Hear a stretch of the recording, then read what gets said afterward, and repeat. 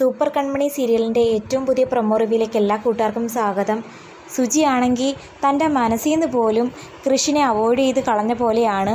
ബലരാമനെക്കുറിച്ച് ഇങ്ങനെ ആലോചിച്ചിരിക്കുന്ന സമയത്ത് കൃഷി ആണെങ്കിൽ ഹോസ്പിറ്റലിൽ നിന്നുകൊണ്ട് സുജിയെ വിളിക്കുന്നുണ്ട്.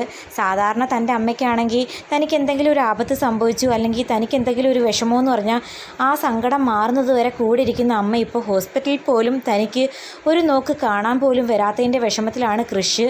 അങ്ങനെ വിളിക്കുമ്പോൾ കോള് കട്ട് ചെയ്യുമ്പോൾ കൃഷിനാണെങ്കിൽ വല്ലാതെ വിഷമമാകുന്നു.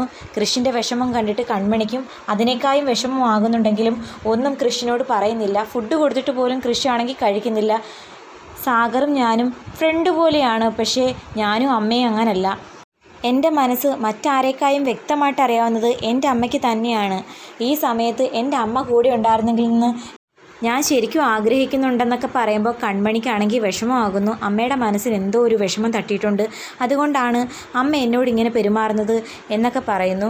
അതേസമയം കൺമണിയാണെങ്കിൽ ഇതെല്ലാം മറ്റൊരർത്ഥത്തിലാണ് വ്യാഖ്യാനിക്കുന്നത്. അതായത് ശ്രീനിവാസൻ പറഞ്ഞതുപോലെ കൺമണിയും കൃഷിയുമായിട്ടുള്ള വിവാഹത്തിന് ഇപ്പം തടസ്സം നിൽക്കാൻ വേണ്ടിയിട്ടുള്ള തുടക്കമായിരിക്കുമോ അമ്മ കാണിക്കുന്നത് എന്നുള്ളൊരു സംശയമാണ്. അതേസമയം മാനസയാണെങ്കിൽ ജയമോഹനോടും ഹേമയോടും ഏറ്റവും പ്രധാനപ്പെട്ട ഒരു കാര്യം പറയുന്നുണ്ട്. അത് മറ്റൊന്നുമല്ല, എൻ്റെ ജീവിതത്തിലെ ഏറ്റവും വലിയൊരു തീരുമാനം ഞാൻ എടുത്തിരിക്കുന്നു.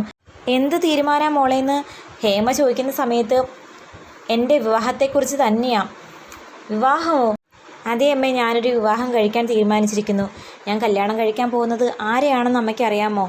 എൻ്റെ മനസ്സിലുള്ള ആളെന്നും പറഞ്ഞ് മിക്കവാറും നമ്മുടെ മാനസ ഇൻട്രൊഡ്യൂസ് ചെയ്യാൻ പോകുന്നത് നമ്മുടെ ബലരാമനെ തന്നെയായിരിക്കും. ഏത് വിധേനയും ബലരാമനെ സ്വന്തമാക്കുക എന്നതായിരിക്കും മിക്കവാറും മാനസയുടെ ലക്ഷ്യവും. അതിനിടയ്ക്കാണെങ്കിൽ സുജി ബലരാമനെ വിളിക്കുന്നുണ്ട്. ഒരുപാട് സ്നേഹത്തോടെയും വാത്സല്യത്തോടെയും ബിസിനസ് കാര്യങ്ങളെന്നൊക്കെ പറഞ്ഞ് നടന്നാൽ മതിയോ? എപ്പോഴേ ഈ അമ്മയെ കാണാനൊന്ന് വരുന്നേ എന്ന് ചോദിക്കുമ്പം ഉടനെ വരാമെന്ന് വാക്ക് കൊടുക്കുന്നു. അത് കേട്ട് സന്തോഷത്തോടെ നിൽക്കുന്ന സുജിയെ കാണിച്ചുകൊണ്ടാണ് പ്രൊമോ അവസാനിക്കുന്നത്. സുജി മാറിയെന്നല്ല, പൂർണ്ണമായിട്ടും മാറിക്കഴിഞ്ഞിരിക്കുന്നു. ഇപ്പോൾ അവരുടെ മനസ്സിൽ കൃപമോളും ബലരാമനും മാത്രമേ ഉള്ളൂ. കൃഷിനെ ഇത്രമാത്രം അവോയ്ഡ് ചെയ്യാൻ കൃഷി യാതൊരു തെറ്റ് ചെയ്തിട്ടില്ലെന്ന് മനസ്സിലാക്കിയ നമ്മുടെ സുജി പോലും ഇങ്ങനെ കൃഷിനെ അവോയ്ഡ് ചെയ്യുന്നത് കണ്ടിട്ട് ശരിക്കും സങ്കടം തോന്നുന്നുണ്ട്. അപ്പോൾ കാത്തിരിക്കുക എന്തൊക്കെയായി മാറും എന്നുള്ള കാര്യം. വീഡിയോ ഇഷ്ടമായാൽ തീർച്ചയായിട്ടും സപ്പോർട്ട് ചെയ്യാൻ മറക്കല്ലേ.